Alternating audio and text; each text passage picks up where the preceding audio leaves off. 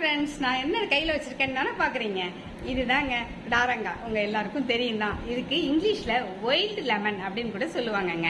இந்த கிடாரங்காய் வந்து அவ்வளவு மருத்துவ குணம் உடையதுங்க. இதை நம்ம சாதாரணமா அது கிடாரங்காய் தானே அப்படின்னு சொல்லிட்டு விட்டுருவாங்க. சில பேர் ஊறுக்காய் மட்டும் செஞ்சு சாப்பிடுவாங்க. ஆனா அது ஊறுக்காய் மட்டும் செய்யணும்னு தேவை கிடையாதுங்க.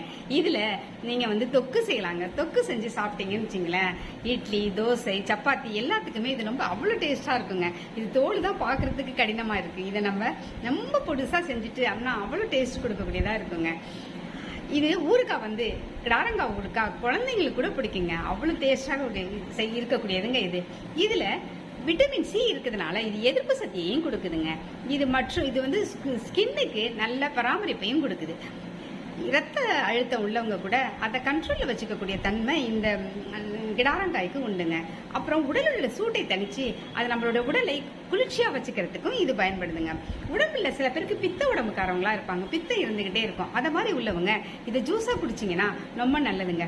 ஆமா, எல்லாத்தையும் சொன்னேன், ஆனா ஒன்னே ஒண்ணு மறந்துட்டேங்க. இதுல ஜூஸ் செஞ்சு சாப்பிடுங்களேன், அவ்வளவு சூப்பரா இருக்குங்க.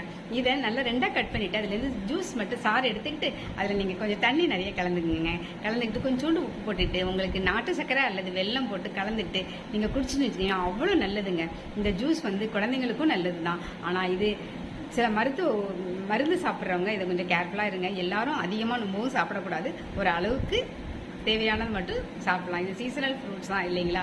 இந்த வீடியோ உங்களுக்கு பிடிச்சிருக்கும்னு நினைக்கிறேன். நன்றி, வணக்கம்.